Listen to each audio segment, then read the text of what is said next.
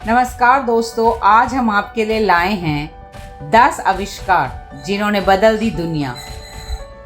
आज हम आपको ऐसे 10 आविष्कार बताने वाले हैं जिनके बारे में आपने शायद ही सोचा होगा। यदि ये आविष्कार नहीं होते तो दुनिया शायद ही बदल पाती। दुनिया में आविष्कार होने के 3 कारण हैं। पहला कारण है मौसम, दूसरा युद्ध और तीसरा कारण असुविधापूर्ण जीवन। हम आपको कतई नहीं बताने वाले हैं कि किस तरह बिजली का आविष्कार हुआ, एटम बम बना, रेडियो, टीवी, मोबाइल और ऐसे आविष्कार जिनके बारे में आपने पहले से ही सोच रखा हो। हम तो आपको बताएंगे कुछ ऐसे आविष्कार या खोज जिसके चलते एक क्रांति हो गई जो आज तक जारी है और जिसके बगैर दुनिया अब जरा भी आगे नहीं चल सकती। क्या आप जानते हैं कि किस तरह मौसम धरती को प्रभावित कर रहा है, किस तरह युद्ध दुनिया को तबाह कर रहा है और किस तरह व्यक्ति और ज्यादा सुविधापूर्ण जीवन जीते हुए कमजोर हो गया है? निश्चित ही आप जानते होंगे, लेकिन हम जो बताने वाले हैं वह आप शायद ही जानते होंगे। पहला आविष्कार, बर्फ का आविष्कार। वैसे बर्फ का आविष्कार किसी ने नहीं किया। मिट्टी के पात्रों में पानी ठंडा करने की रीति दुनिया भर की प्राचीन संस्कृतियों को मालूम थी। प्राचीन काल में एक और दुनिया बर्फ के कारण परेशान थी तो दूसरी ओर बर्फ नहीं होने के कारण परेशान थी। आप सोच सकते हैं कितना तपता होगा अरब, एरिज़ोना, अफ्रीका और दक्षिण भारत। बस इन तपते देशों या कहें कि शहरों को यूरोप के लोगों ने बर्फ बेचना शुरू किया और एक नई क्रांति की शुरुआत हुई। कहा जाता है कि प्रारंभ में भारत, चीन, यूनान और रोम के लोगों ने प्राकृतिक हिम के द्वारा अपने खाद्य एवं पेय पदार्थों को ठंडा रखने की विधि अपनाई। इसके बाद कृत्रिम बर्फ बनाने हेतु प्रशीतन की यांत्रिक विधियों का आविष्कार किया गया। बर्फ के आम जीवन में प्रयोग ने दुनिया बदल दी। तपते शहरों में बर्फ बनाया जाने लगा और उन बर्फों के कारण व्यापार की उन्नति के नए रास्ते खोजे। जो मीट या खाना तपते शहरों में नहीं मिलता था उसको बर्फ में रखकर लाया जाने लगा। फ्रीजर ने दुनिया बदल दी। फिर एक दिन एक थिएटर में पहली बार एसी चलाया गया और यह सबसे बड़ी क्रांति की शुरुआत हुई। यह एसी था जिसने दुबई और एरिज़ोना की आबादी में सैकड़ों गुना इजाफा किया। आज यदि यहाँ के एसी बंद कर दिए जाएं, तो आप कल्पना भी नहीं कर सकते कि क्या होगा। यही नहीं, यदि पूरी दुनिया के एसी बंद कर दिए जाएं, तो सोचिए क्या होगा। बर्फ से फ्रिज से ऐसे इतिहास में सबसे बड़ी खोज मानी गई है। रेफ्रिजरेटर और फ्रीजर खाने पीने के सामान को कई दिन तक इस्तेमाल के लायक बनाए रखने वाले सबसे महत्वपूर्ण खोज थी। कृत्रिम प्रशीतन सबसे पहले 1748 में ग्लासगो में दिखाया गया। एक ब्रिटिश व्यापारी ने 1810 में टिन कैन का पेटेंट कराया। हालांकि 1917 में इसका विधिवत निर्माण शुरू हुआ। रेफ्रिजरेटर का आविष्कारक जेम्स हैरिसन अलेक्जेंडर कैटलिन को माना जाता है। भोजन के इतिहास में बर्फ, फ्रिज, रेफ्रिजरेटर सबसे बड़ी खोज है। दुनिया भर के होटलों और घर में रखे फ्रीजर रेफ्रिजरेटर में जहां बर्फ जमता है, पानी ठंडा होता है, वहीं कई तरह का भोजन भी सुरक्षित रहता है। दूसरी ओर गर्मी में पंखे और कूलर की जगह आजकल एयर कंडीशनर का प्रचलन बढ़ गया है। इसे हिंदी में वातानुकूलन कहते हैं। अमेरिका के वैज्ञानिक विलिस कैरियर ने इसका आविष्कार सन 1911 में किया था। एसी भी 2 प्रकार के होते हैं। एक वे जो रूम को गर्म रखें, जिसकी जरूरत ठंडे इलाके में रहती है, और दूसरे वे जो रूम को ठंडा रखें, जिसकी जरूरत गर्म इलाके के लोगों को है। एसी के बगैर अब थिएटर की कल्पना भी नहीं की जा सकती।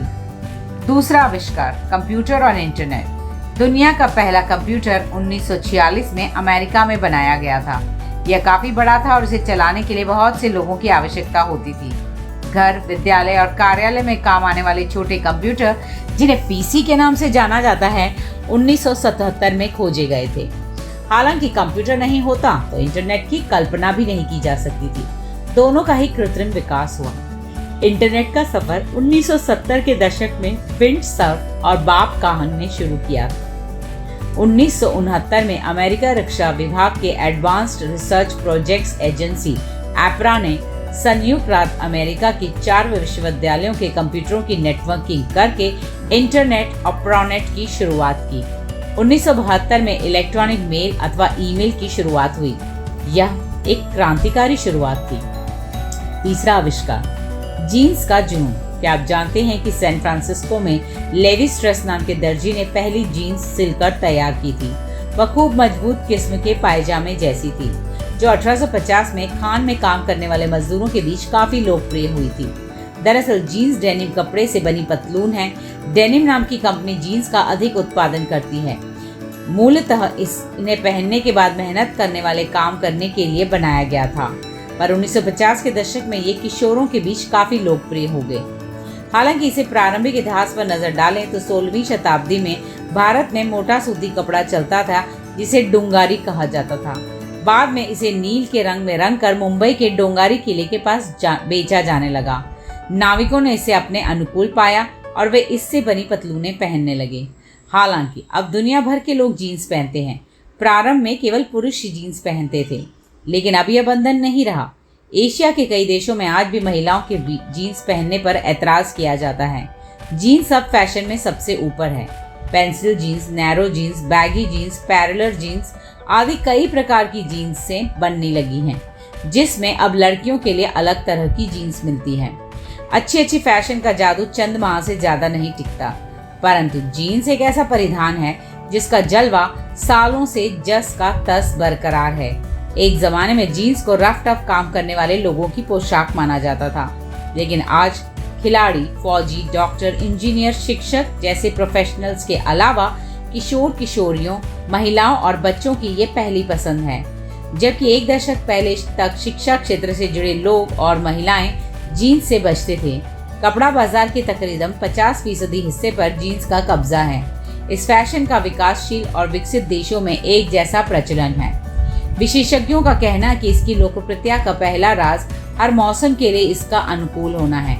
यह सर्दी, गर्मी और बरसात तीनों मौसम में आरामदायक पहनाव के तौर पर पहनी जाती है। इसके अलावा इसे महीनों महीनों तक बिना धोए और इस्त्री किए बिना आराम से पहना जा सकता है।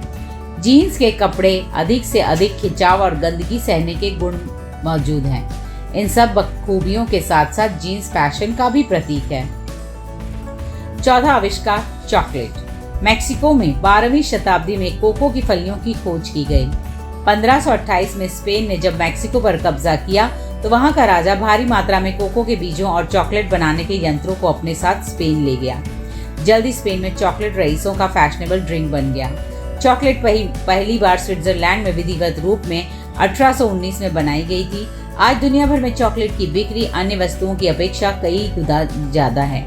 हालांकि अब कई कंपनियां चॉकलेट बनाती हैं और दुनिया भर में इसकी बिक्री करती हैं। यह बाजार में तेजी से बिकने वाला खाद्य पदार्थ है। बच्चों के लिए बनाया गया यह आइटम सभी वर्गों में लोकप्रिय है। लेकिन चॉकलेट पहले बहुत तीखी हुआ करती थी। अमेरिका के लोग इसमें बहुत सारे मसाले पीसकर मिलाया करते थे, जिससे यह स्पाइसी होती थी। लेकिन इसे मीठा बनाने का श्रेय यूरोप को जाता है, जिन्होंने इसमें से मिर्च को हटाकर शक्कर और दूध का प्रयोग किया। पांचवा आविष्कार, मक्का क्रांति। आपने भुट्टे तो खाए ही होंगे। आप सोचेंगे कि इसके कारण दुनिया भर में कैसे क्रांति हो सकती है। कहते हैं कि मक्का की खोज मेक्सिको में हुई थी। दरअसल इसने औद्योगिक क्रांति की हवा नहीं दी, बल्कि कई सैनिक अभियानों में इसका बखूबी साथ रहा है। मक्का खरीफ ऋतु की फसल है, पर जहाँ सिंचाई के साधन है वहाँ रबी और खरीफ की अगेती फसल के रूप में ली जा सकती है। मक्का का उत्पादन संयुक्त राज्य अमेरिका, चीन, ब्राजील, मेक्सिको और भारत में बड़ी तादाद में होता है। चने के बाद यह एक ऐसा खाद्य पदार्थ है जिसने दुनिया में अन्य कई तरह की क्रांतियों को जन्म दिया। भारत में अगर चना, गेहूं और चावल प्रथम हरित क्रांति के अग्रदूत थे, तो दूसरी हरित क्रांति में मक्का ऐसी ही भूमिका निभाने के लिए तैयार है। मक्का कार्बोहाइड्रेट और फाइबर का अच्छा स्रोत है। यह एक बहुउपयोगी फल है। वह मनुष्य के साथ साथ पशुओं के आहार का प्रमुख स्रोत है। चपाती के रूप में भुट्टे सेंक कर, मधुमक्का को उबाल कर, कॉर्नफ्लेक्स, पॉपकॉर्न, लैया के रूप में आदि के साथ साथ अब मक्का का उपयोग कॉर्ड ऑयल, बायोफ्यूल के लिए भी होने लगा है। मोटे अनाज के रूप में कभी गरीबों द्वारा इस्तेमाल किया जाने वाला मक्का आज उद्योग जगत में अपना स्थान बना चुका है। Starch, alcohol, acetic and lactic acid, glucose, rayon, गोंद, चमड़े की पॉलिश, खाद्यान्न तेल, पैकिंग पदार्थ आदि में इस्तेमाल की जाने लगी है। इसके अलावा मक्का से प्रोटीन एक्स, चॉकलेट, पेंट्स, स्याही, लोशन, स्टार्च, कोका कोला के लिए कॉर्न सिरप आदि बनने लगा है। बेबी कॉर्न मक्का से प्राप्त होने वाला बिना परागित भुट्टो को ही कहा जाता है। बेबी कॉर्न का पौष्टिक मूल्य अन्य सब्जियों से अधिक है। मध्यकाल के दूरस्थ इलाके और दूसरे देश में सैनिकों के पास खाने को कुछ नहीं होता था तो वे अपने साथ ऐसा सामान रखते थे जो कभी खराब नहीं होता। उसमें से चने के अलावा मक्का भी एक महत्वपूर्ण खाद्य सामग्री थी जो सैनिकों के जीवन को बचाती थी। छठा आविष्कार, गर्भनिरोधक गोली और कॉन्डोम। गर्भनिरोधक की गोली और कॉन्डोम एक ऐसा आविष्कार था जिसने समाज में एक बहुत ही जबरदस्त क्रांति को जन्म दिया। इसे कुछ लोग महिलाओं की आज़ादी के लिए सबसे बड़ा आविष्कार मानते हैं। हालांकि इसके कारण सामाजिक वर्जनाएं तो टूटी ही, साथ ही दाम्पत्य जीवन में भी भारी बदलाव हुए। कॉन्डोम 50 साल पहले अमेरिका में पहली बार गर्भनिरोधक गोलियां प्रचलन में आई थी। नए आंकड़े कहते हैं कि इस वक्त दुनिया भर में करीब 10 करोड़ महिलाएं इन पिल्स का इस्तेमाल कर रही हैं और इसके साथ खुद फैसला कर सकती हैं कि उन्हें कब और कितने बच्चे चाहिए।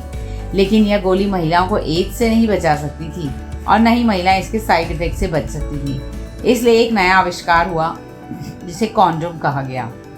कॉन्डोम क्रांति ने महिला और पुरुषों को पूर्ण आज़ादी दे दी। इस क्रांति के अच्छे और बुरे दोनों ही प्रभावों के बारे में आप सोच सकते हैं। गर्भ निरोधक उपाय परिवार नियोजन में सहायक बनते हैं। विकसित देशों में 1960 में 10% से भी कम शादीशुदा महिलाएं गर्भ निरोधक उपाय अपना रही थी।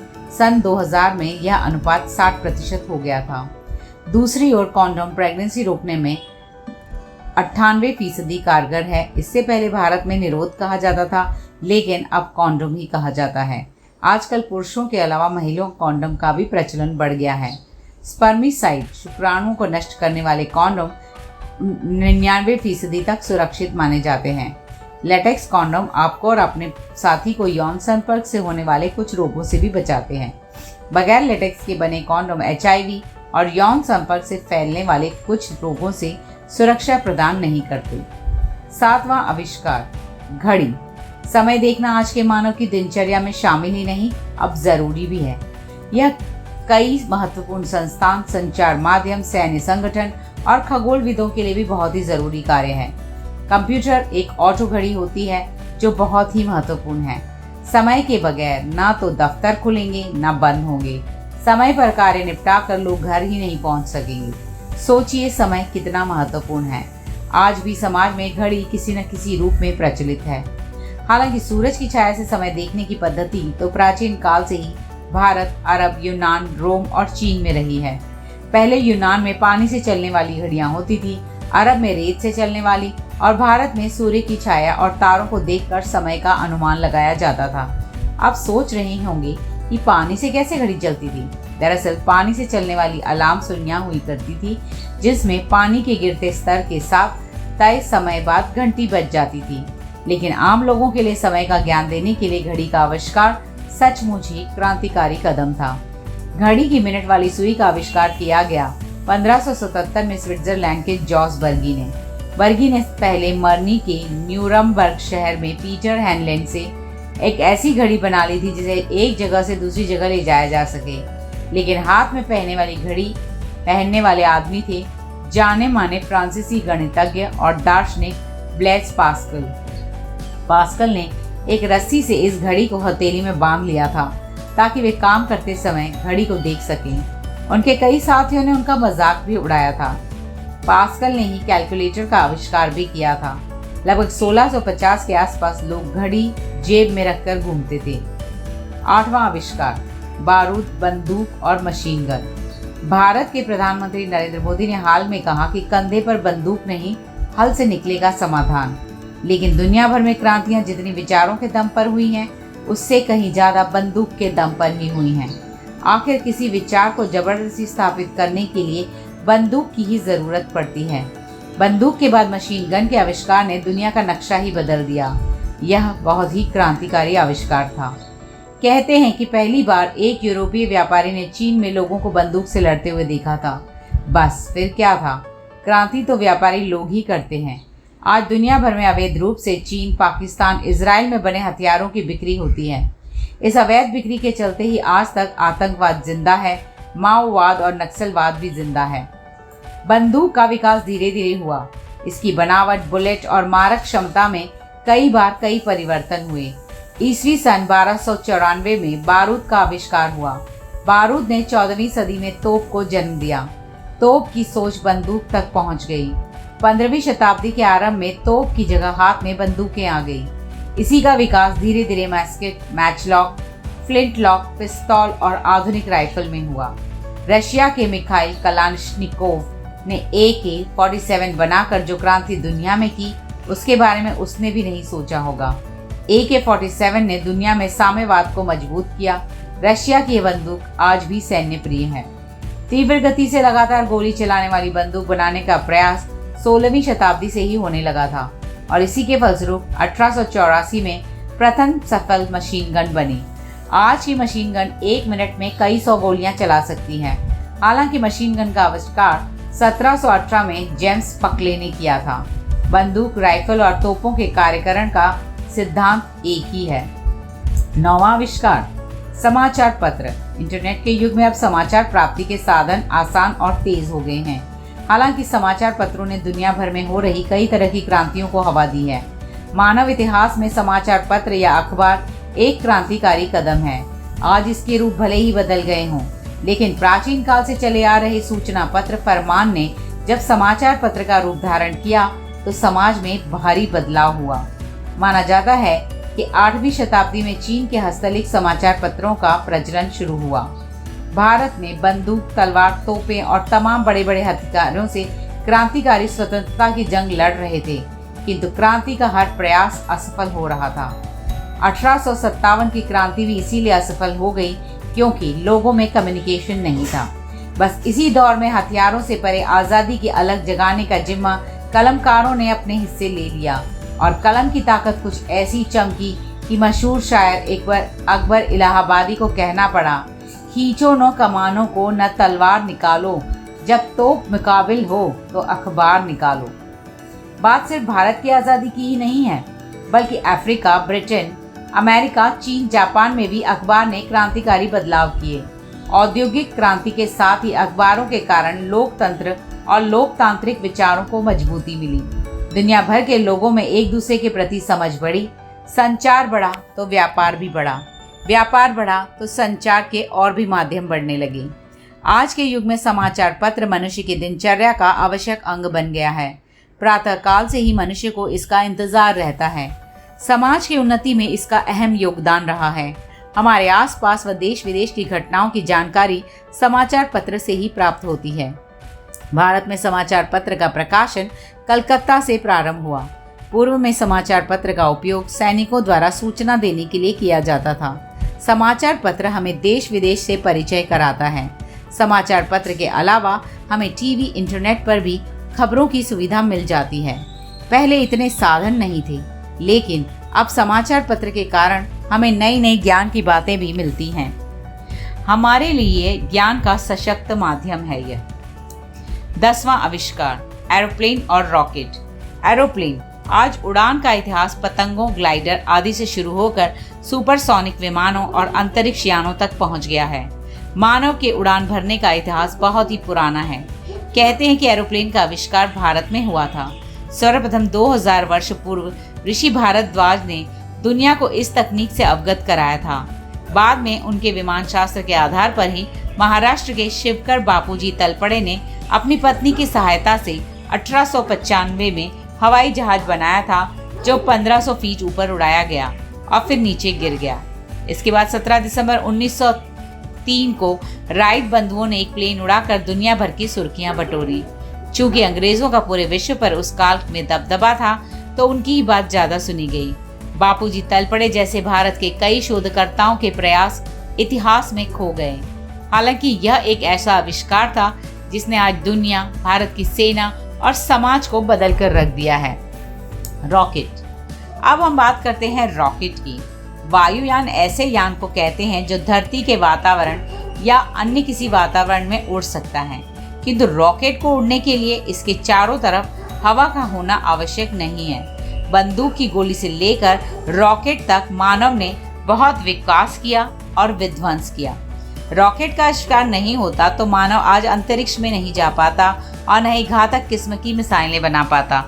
तेज गति से गर्म वायु को पीछे फेंकने की रॉकेट को आगे की दिशा में समान अनुपात का बल मिलता है। इस सिद्धांत पर कार्य करने वाले जेट विमान, अंतरिक्ष यान और प्रक्षेपास्त्र विभिन्न प्रकार के रॉकेट ही तो हैं। माना जाता है कि प्राचीन भारत के लोग रॉकेट तकनीकी से अवगत थे। महाभारत में ऐसे बहुत से अस्त्र और शस्त्रों का उल्लेख है जो रॉकेट तकनीक से बनाए जा सकते हैं। हालांकि आधुनिक रॉकेट का इतिहास 13वीं सदी से प्रारंभ होता है। माना जाता है कि चीन में रॉकेट का आविष्कार हुआ था। जल्द ही इसका प्रयोग अस्त्र के रूप में किया जाने लगा।